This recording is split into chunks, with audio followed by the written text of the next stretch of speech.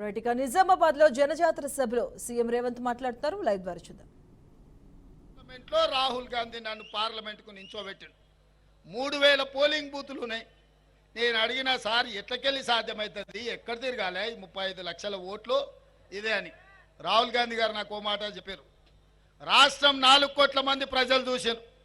పోలీసుల చేత నిర్బంధించి నీ తలుపులు బద్దలు కొట్టి నిన్ను ఓడగొట్టినరు. ప్రజలు నిన్ను వదులుకోవాలనుకుంటలేరు. ప్రశ్నించే గొంతుగా తెలంగాణ రాష్ట్ర ప్రజల కండగా ఉండాలి. నిన్ను గెలిపిస్తారు, నువ్వు పోయి పోటీ చేయిపో అని వారు ఆదేశించిండ్రు. నేను శిరస వహించిన.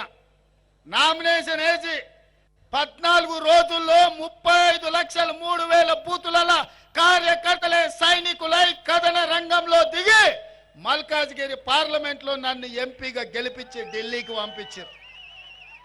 గల్లీ నుంచి ఢిల్లీ వరకు సమస్యల మీద కొట్లాడిన కేంద్ర నాయకత్వం దృష్టిని ఆకర్షించిన ఆ దెబ్బతోని నాకు పిసిసి అధ్యక్ష పదవి వచ్చింది. నిజామాబాదు రైతుల ఆశీర్వాదంతో అధిష్టానానికి నమ్మకం వచ్చింది. ఆనాడు పిసిసి అయినా ఈనాడు తెలంగాణ రాష్ట్రానికి ముఖ్యమంత్రి అయినా. ఒకవేళ 2018 డిసెంబర్లో ఎమ్మెల్యేగా ఓడకపోయిన ఉంటే, ఎమ్మెల్యే గెలిస్తే ఈయన్నే మడుగులో చంద్రశేఖరరావుతో కొట్లాడుకుంటూ ఈయన్నే ఉండిపోతుంటేనేమో. కానీ ఒక్కొక్కసారి అదృష్టం ఓటమిని కూడా గెలుపుకు పునాదులేస్తుంది.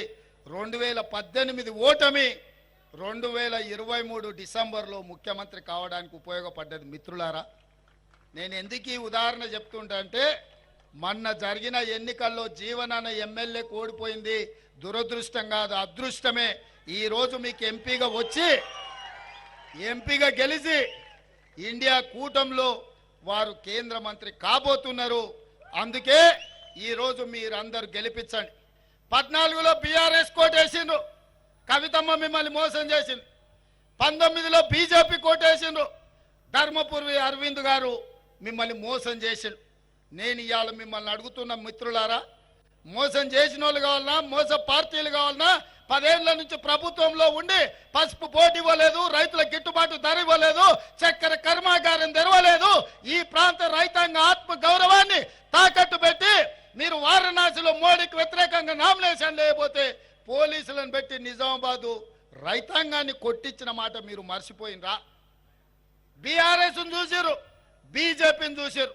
ఒక్కసారి జీవనానికి అవకాశం ఇవ్వండి. పెద్ద మనిషి, రైతు బిడ్డ, రైతులకు నాయకుడు కాదు, ఆయనే రైతయా.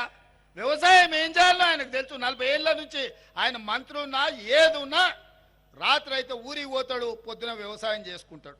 ఆయన కంటే రైతుల గురించి తెలిసిన వాళ్ళు ఎవరన్నా ఉన్నారే నాయకులు? మేమంతా పాయింట్ షర్ట్ వేసుకునేటోళ్ళమే, అన్నలాగటోళ్ళు చెప్తే వినటోళ్ళమే. ధర్మపురి అరవింద్కు వ్యవసాయం తెలుసానే?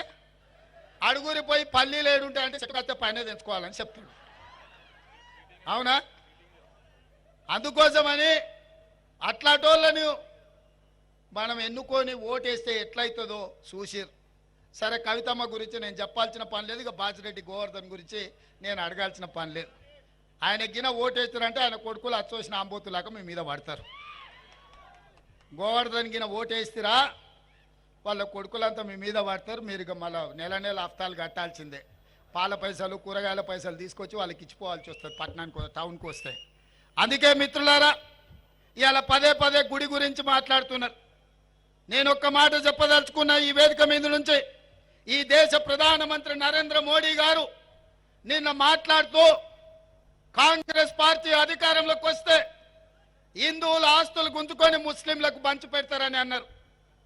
ఒక secular country, doctor Babasaheb Ambedkar రచించిన రాజ్యాంగం, ఆ రాజ్యాంగం మీద ప్రమాణం చేసిన ప్రధానమంత్రి 2 మతాల మధ్యలో చిచ్చు పెట్టే విధంగా మాట్లాడుతున్నాడంటే ఓటమి నరేంద్ర మోడీని వెంటాడుతుంది, వేటాడుతుంది. నరేంద్ర మోడీ భయపడి ఈ రోజు మతాల మధ్యలో చిచ్చు పెట్టాలనుకున్నాడు. అందుకే ఈ వేదిక మీద నుంచి